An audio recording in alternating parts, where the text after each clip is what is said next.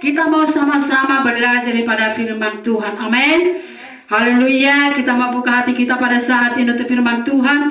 Kita mau sama-sama dikoreksi firman Tuhan saat ini. Kita mau belajar daripada firman Tuhan. Dan boleh saya bawakan judul firman Tuhan saat ini, yaitu membangun kehidupan di atas dasar yang kuat. Membangun kehidupan di atas dasar yang kuat. Kalau dikatakan dasar, itu adalah alas atau pondasi atau tempat yang paling terendah. Kalau mungkin kita menyusun suatu benda bertingkat-tingkat, yang paling terbawah itu dikatakan adalah dasar. Jadi di sini firman Tuhan dikatakan, kenapa rupanya harus dasar yang kuat?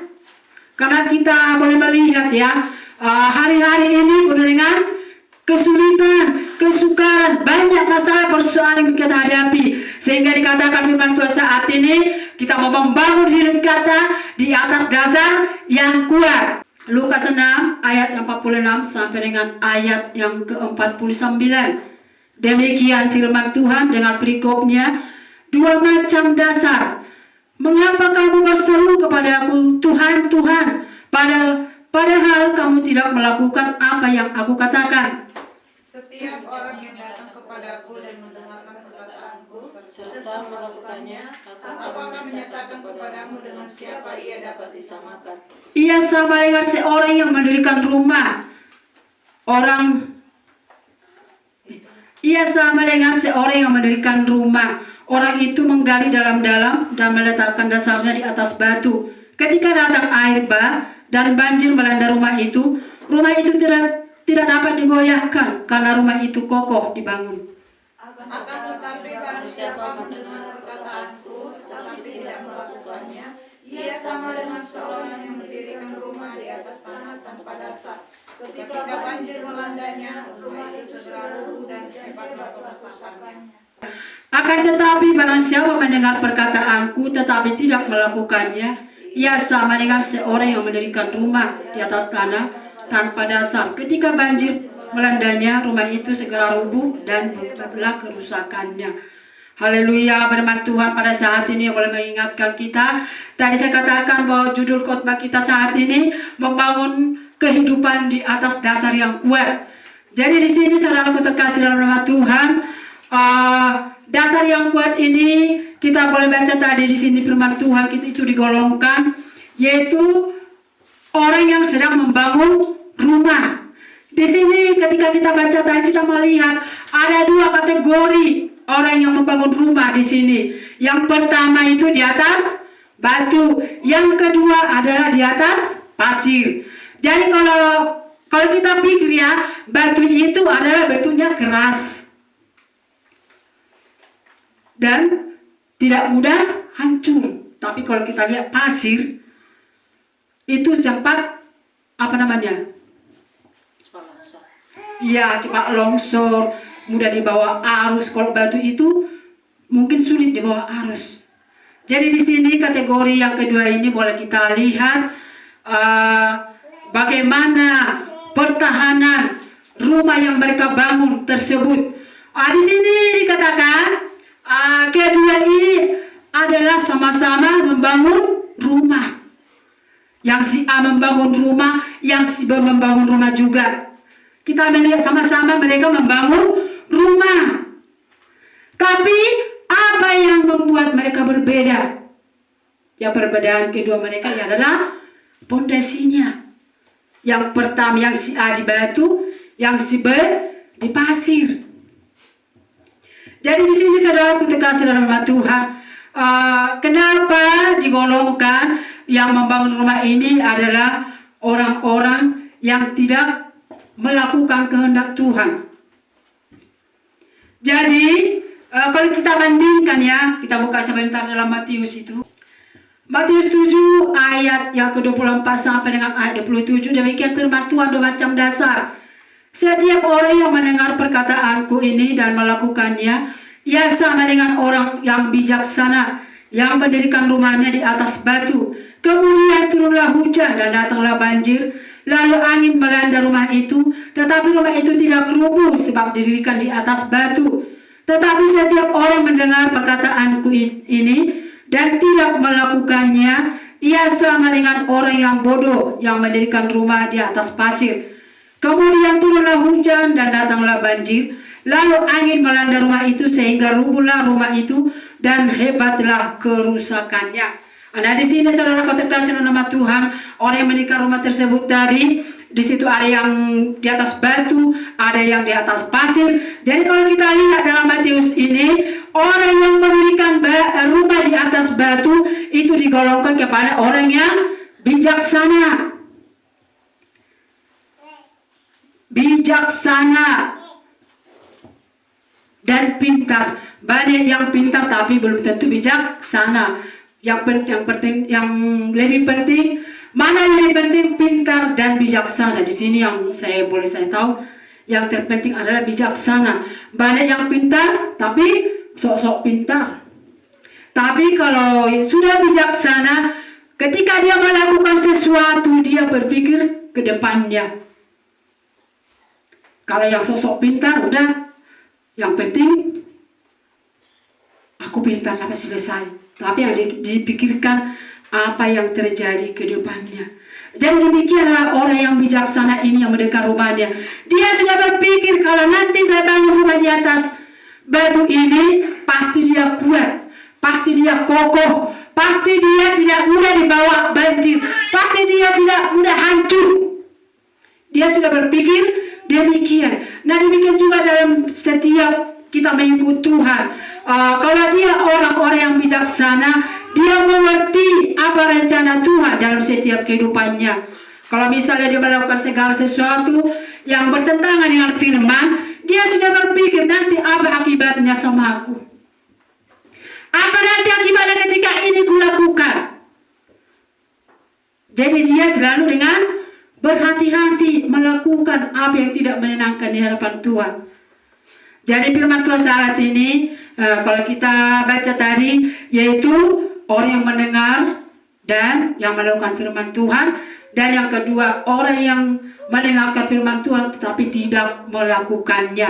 Jadi di sini yang kedua tadi, orang yang mendirikan rumah di atas pasir. Dan inilah dia dikatakan orang bodoh. Kenapa sih dia nggak tahu kalau dia membangun rumah di atas pasir, pasti datang hujan akan banjir. Jadi dia memang membangun tanpa dasar. Jadi ini juga boleh digolongkan kepada orang-orang yang dia mungkin mengikut Tuhan tetapi tidak ada dalam hidupnya, niat dalam hidupnya untuk mengenal Yesus, melakukan kebenaran firman Tuhan. Yang penting saya ibadah, saya dengarkan firman Tuhan.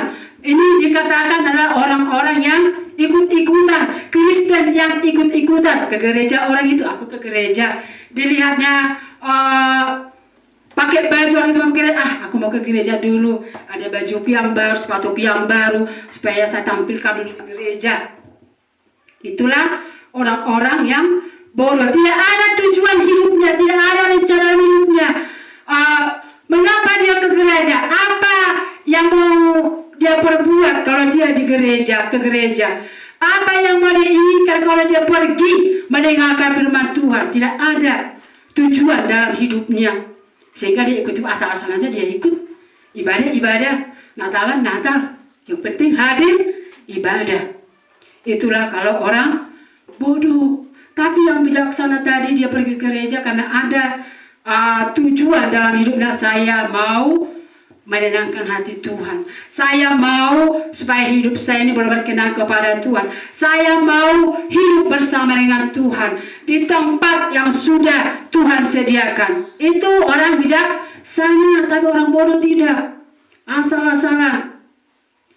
Sehingga apa yang terjadi tadi dalam orang yang mendirikan rumah di atas batu.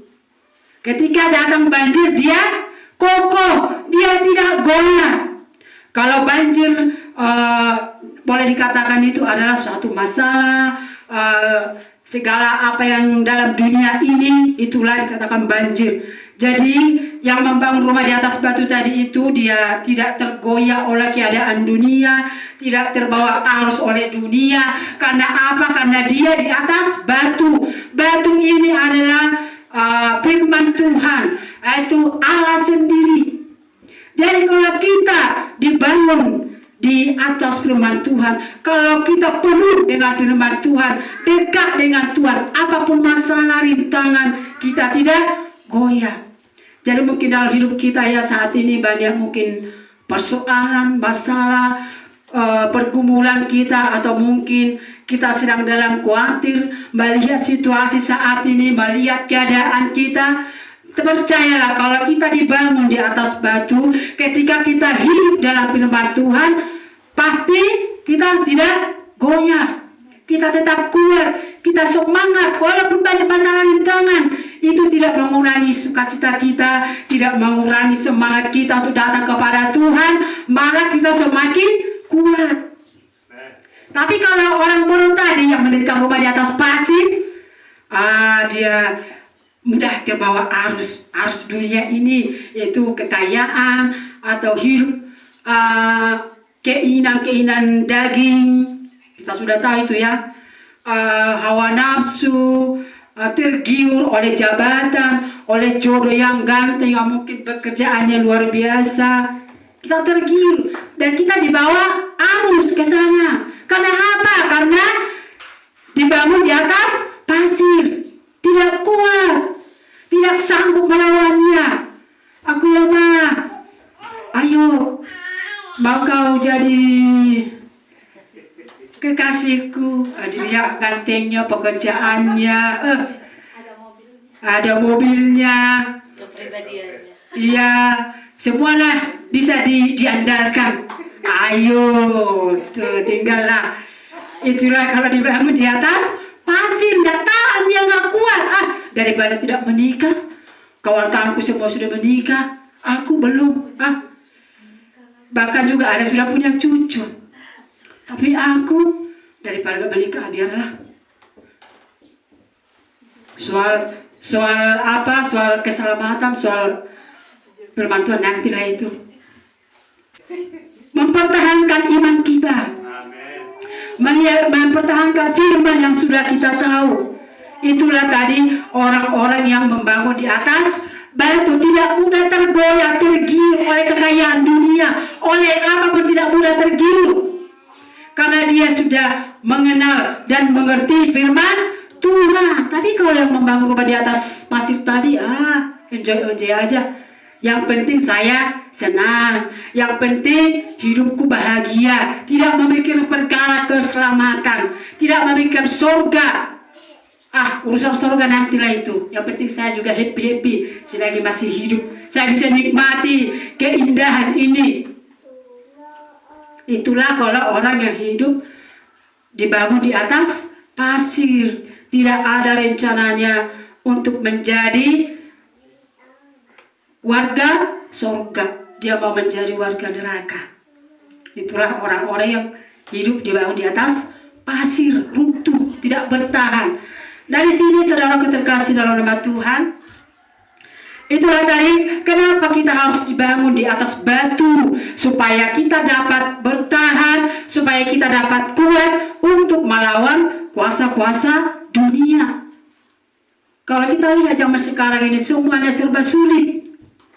Semakin hari semakin sulit yang kita alami.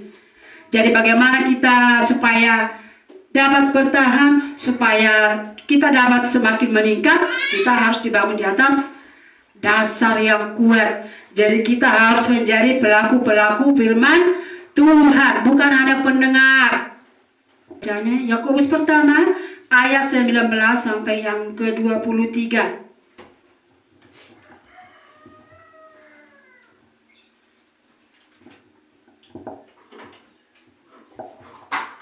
Pendengar atau pelaku firman. Hai saudara-saudara yang kukasihi, ingatlah hal ini. Setiap orang hendaklah cepat untuk mendengar, tetapi lambat untuk berkata-kata, dan juga lambat untuk marah. Sebab amarah manusia tidak mengerjakan kebenaran di hadapan Allah, Sebab itu buanglah segala sesuatu yang kotor dan kejahatan yang begitu banyak itu, dan terimalah dengan lemah lembut firman yang tertanam di dalam hatimu, yang berkuasa menyelamatkan jiwamu. 22. Tetapi hendaklah kamu menjadi pelaku firman Tuhan, dan bukan hanya pendengar saja, sebab jika tidak demikian kamu menipu. Ada juga 23. Ayat 23, sebab jika seorang hanya mendengar firman saja dan tidak melakukannya, ia adalah seumpama seorang yang sedang mengamat-amati mukanya yang sebenarnya di depan cermin.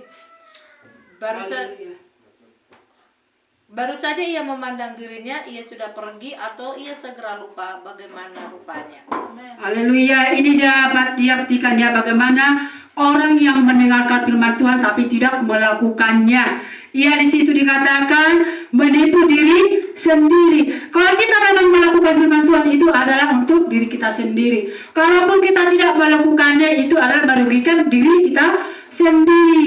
Jadi kalau kita mendengar dan tidak melakukannya, kita sama dengan menipu diri kita sendiri. Bahkan juga sama dengan orang yang berdiri di depan cermin. Kalau kita mungkin tadi kita mau ibadah ya, mungkin kita semuanya berkaca sebelum ibadah. Tapi ketika sudah duduk di sini, mungkin kita sudah lupa bagaimana tadi rambutku, bagaimana tadi lipstikku, bagaimana tadi bedakku, bagaimana tadi bajuku. Sudah lupa kan? Gak ingat lagi. Itulah orang yang mendengar firman Tuhan tapi tidak melakukannya, lupa semua apa yang didengarnya. Gak ingat lagi sama sekali. Sehingga apa? Dia melakukan segala sesuatu yang tidak menyenangkan hati Tuhan. Mau jahat, mau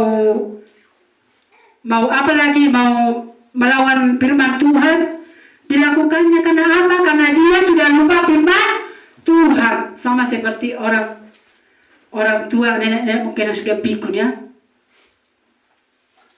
Dia sudah lupa semuanya, bahkan juga bisa lupa dia rumahnya, keluarganya.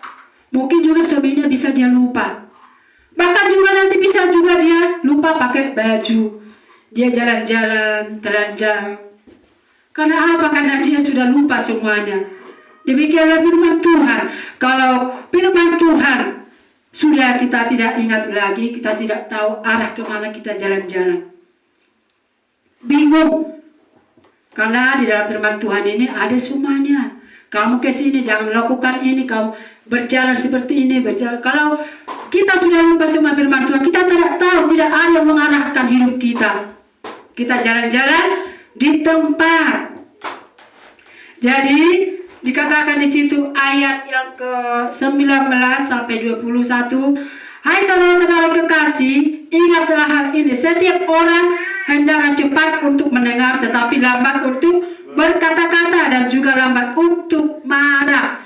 Lambat berkata-kata berarti kita harus lambat berkata terima kasih. Kayak orang Jawa. Mau kemana kau, Masli? Bukan seperti itu. Bukan lambat berkata-kata berarti lambat untuk mengeluarkan kata-kata yang tidak sesuai dengan firman Tuhan. Itu yang dimaksud. Nanti sampai di rumah jadi nggak berkata-kata lagi sama kawan pun diam-diam aja. Begitu aja nanti. Lambat berkata-kata berarti lambat mengatakan kebohongan, segala sesuatu yang menyimpang daripada firman Tuhan. Baru selanjutnya dikatakan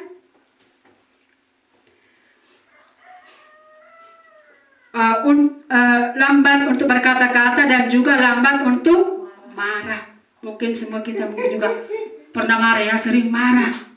Tapi marah itu jangan sampai berlarut-larut. Ada yang 1 minggu atau yang 3 hari diam-diaman. Dan kalau itu diam-diaman mengurangi damai sejahtera. Kita tidak tenang tinggal. Apalagi satu lingkungan ya.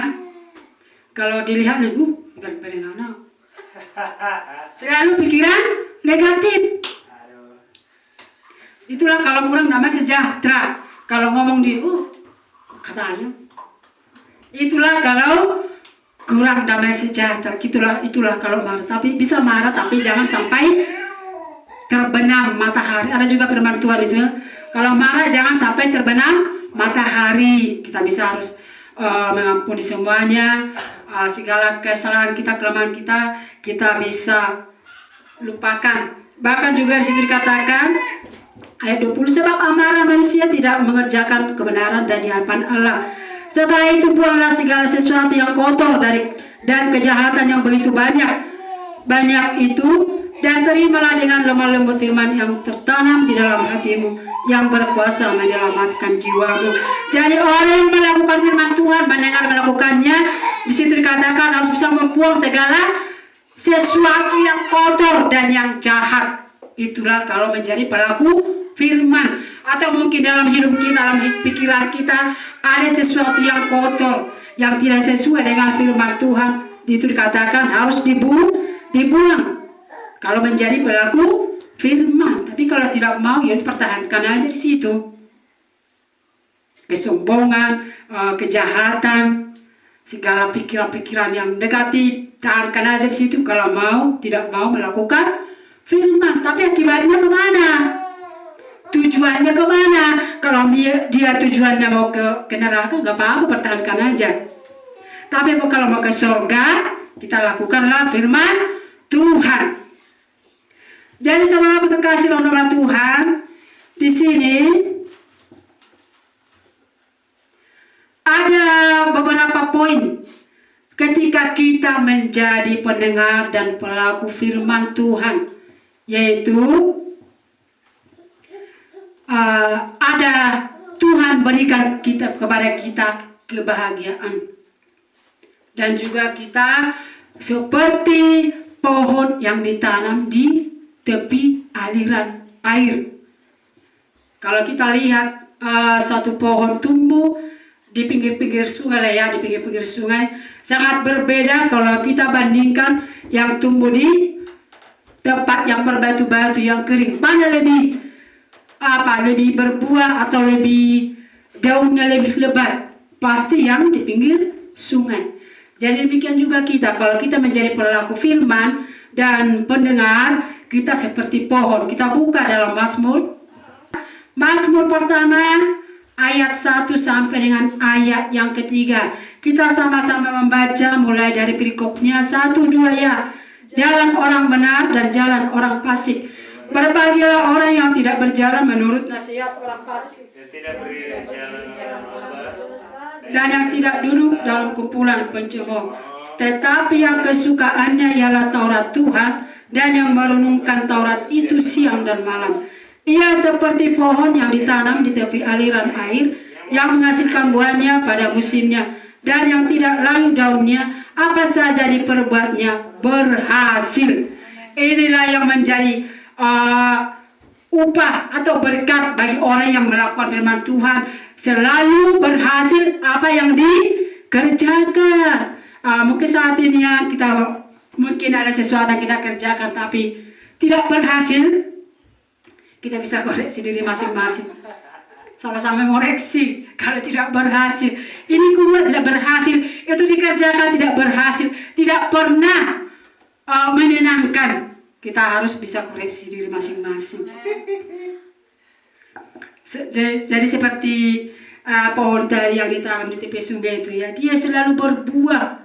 Musim apapun dia selalu berbuah dan daunnya selalu lebat.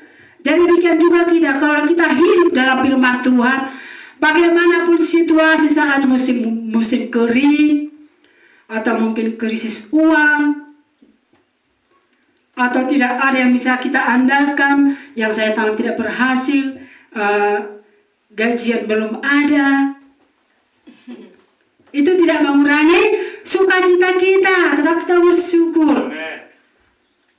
Itulah tandanya kalau kita menjadi orang-orang menjadi pelaku firman Tuhan, dan kita sudah boleh merasakannya pertolongan Tuhan dalam hidup kita.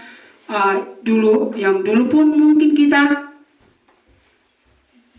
tidak pernah tidak menerima gaji, menerima upah, tapi kita masih bisa hidup. Ada pun gaji, tidak ada pun gaji, sama.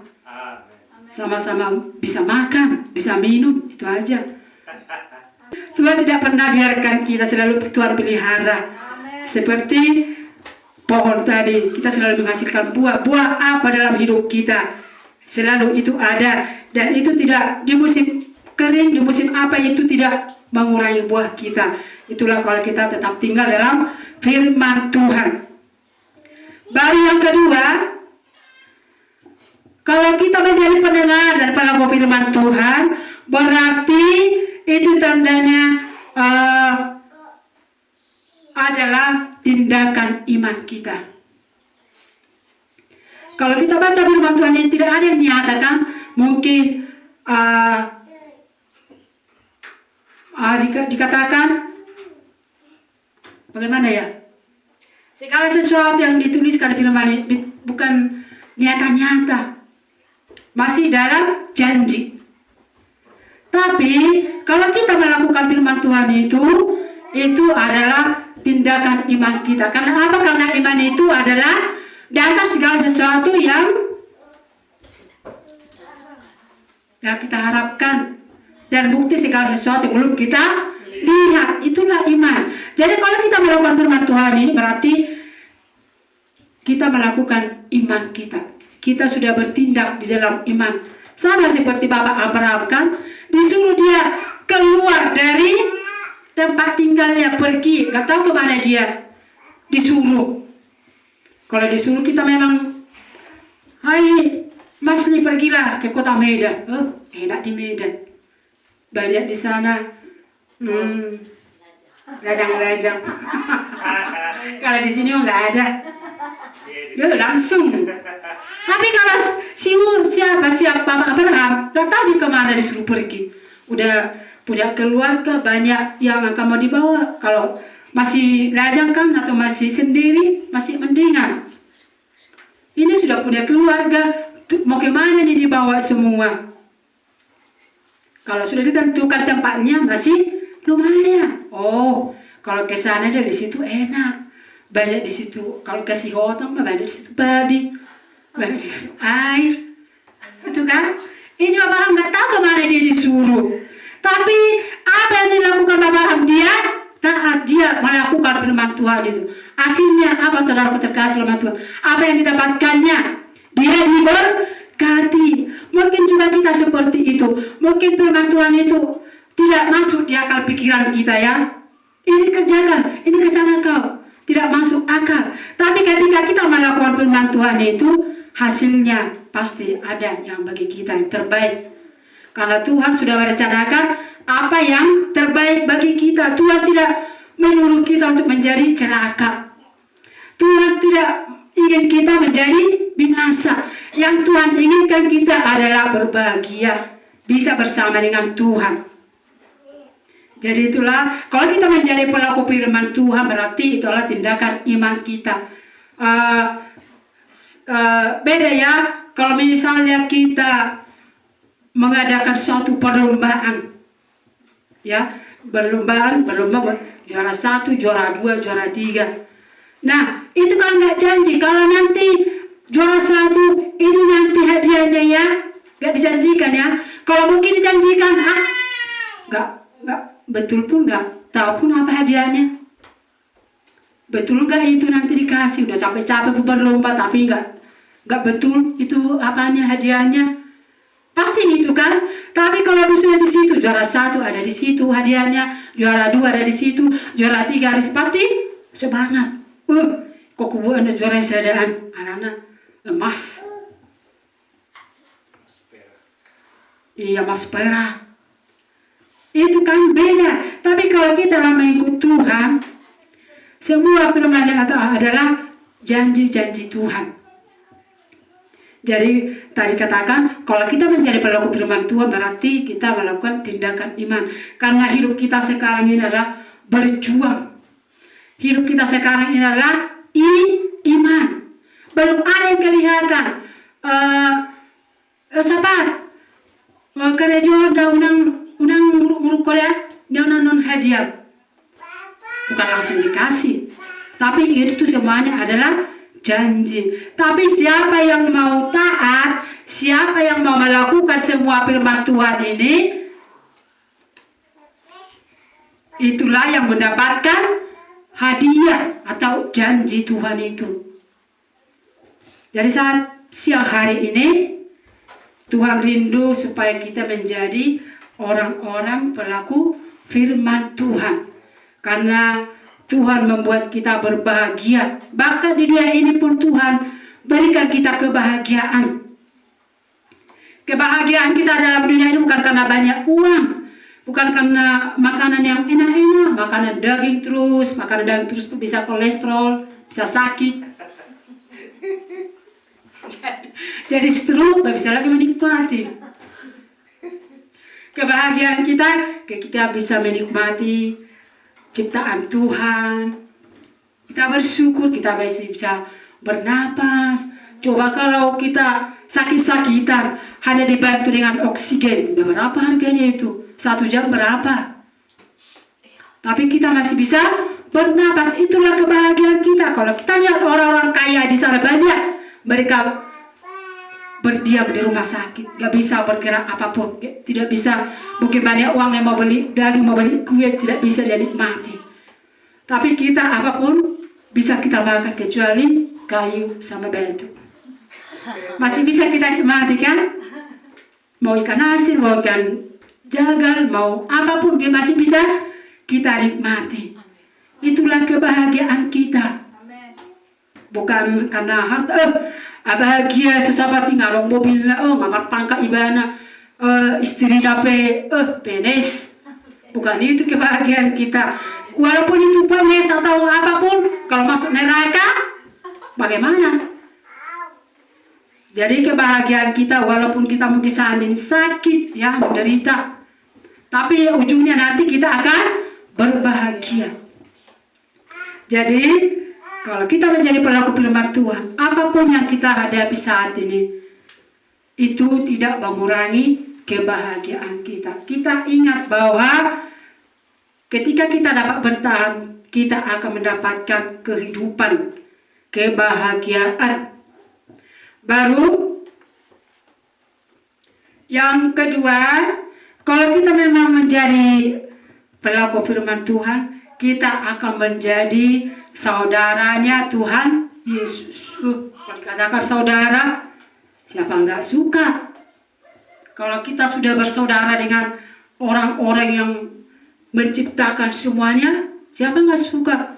Secara dunia pun kita, kalau kita bersaudara dengan Bapak Joko Widodo, Bapak Bupati, Kepala Desa, kita pun merasa aman. Pasti diperhatikan. Dan naik pangkat pasti perlu ahok. Apalagi kalau satu marga ya, terus dia ada. Sudah ada bangga kan? Sudah merasa tenang. Kalau kita memiliki saudara yang terkenal secara dunia, apalagi ini Tuhan Yesus. Kalau kita buat Yesus sebagai saudara kita, Tuhan selalu mencukupkan apa yang kita perlukan. Karena Tuhan itu bukan seperti manusia terbatas. Nah, kalau kita mengalir sama Tuhan, minta kepada Tuhan, apapun pasti Tuhan sanggup lakukan. Bahkan juga mungkin kita mengalami sesuatu, pergumulan atau penyakit. Kalau kita mengalir kepada Tuhan, pasti Tuhan sanggup melakukannya. Walaupun mungkin dokter sudah nggak ada lagi jalan keluarnya. Begitu juga kita mengalami satu masalah, tidak ada lagi jalan keluar. Tapi kalau kita datang kepada Tuhan, pasti ada jalan keluar. Karena firman Tuhan katakan tidak ada yang mustahil bagi Tuhan. Jadi bagaimana kita merasakan mujizat Tuhan itu, pekerjaan Tuhan itu dalam hidup kita, kalau kita tidak melakukan firman Tuhan. Jadi yang penting di sini, kita dengar firman Tuhan, kita lakukan, maka kuasa Tuhan, keajaiban Tuhan akan kita rasakan dalam hidup kita. Dan mungkin itulah yang paling susah ya, untuk melakukan firman Tuhan. Karena firman Tuhan ini kan tidak masuk di kalau kalau sesono sudah tahu, jangan ke sini, jangan ke sana, jangan ke sana, semuanya serba diatur. Jadi aku mau ingin bebas. Memang kalau kita hidup sesuai dengan firman Tuhan, tidak enak. Selalu kayak terkurung, tidak bisa bebas. Tapi hasilnya nanti dapat kita nikmati. Seperti juga dikatakan dalam firman Tuhan ya, jalan ke surga itu sempit, tapi jalan menuju kebinasaan lebar. Makanya susah memang orang kalau kita hidup dalam kebenaran firman Tuhan. Tapi tidak ada yang mustahil bagi Tuhan. Kalau kita membuka hati, kalau kita mau siap menjadi orang yang berkenan kepada Tuhan, pasti Tuhan sanggupkan. Sebenarnya kita tidak ada yang bisa sanggup. Tapi sedikit demi sedikit pasti bisa. Apa yang juga kita bisa buang, misalnya segala sesuatu lah yang tidak berkenan kepada Tuhan, bisa sedikit kita buang. Kita minta Roh Kudus supaya kita mampu melakukannya. Amin. Jadi kalau orang yang dikatakan tadi pendengar dan pelaku firman Tuhan, dia adalah orang yang membangun rumah di atas batu. Jadi apapun masalah, misalnya datang gempa atau datang banjir bandang, rumahnya tidak terbawa karena sudah dibangun di atas batu yang kuat. Jadi itulah, kalau memang kita hidup dibangun di atas pasir, hidupnya akan goyah. Dia bingung, bimbang, ragu-ragu. Dia ragu-ragu, dia kepastian hidupnya tidak ada. Itulah kalau hidup orang dibangun di atas pasir, tidak ada dasarnya dalam hidupnya. Jadi dia bimbang, ragu-ragu, gak tahu kemana dia. Nanti kalau mati dia gak tahu kemana, ke surga atau ke neraka dia gak tahu. Karena tidak ada kepastian dalam hidupnya. Jadi kita pada saat siang hari ini, biarlah hidup kita ada kepastian, yaitu kita menuju kepada surga. Itulah yang kita pelajari saat ini. Marilah kita menjadi orang pendengar dan pelaku firman Tuhan. Jangan dengarkan dari kanan, keluar dari kiri. Tidak ada yang tinggal. Jadi orang yang tidak mendengar firman, orang yang mendengar firman Tuhan dan tidak melakukannya, itu sama dengan benih yang ditanam ada di pinggir jalan, ada di tempat yang berbatu-batu, dan ada yang di semak duri. Inilah orang yang tidak melakukan firman Tuhan. Selalu ada kekhawatiran, tidak berbuah, tidak bertumbuh. Baru semak duri ini, harta dunia selalu menguasai kehidupannya. Jadi mungkin memang kita perlu uang, perlu segala sesuatu yang kita perlukan. Tapi itu tidak menjadi patokan dalam hidup kita. Yang penting kalau kita melakukan firman Tuhan, maka segala sesuatu akan Tuhan berikan kepada kita. Amen. Apapun pergumulanmu, apapun kerinduanmu, ketika kita melakukan firman Tuhan, pasti Tuhan buka jalan. Jadi kita lakukanlah firman Tuhan, maka semuanya akan Tuhan berikan kepada kita. Amin. Haleluya. Itulah firman Tuhan bagi kita pada saat siang hari ini. Jadilah kita menjadi pendengar dan pelaku firman Tuhan, sehingga apapun segala kerinduan kita, pergumulan kita, pasti Tuhan sanggup berikan dan buka jalan bagi setiap kehidupan kita.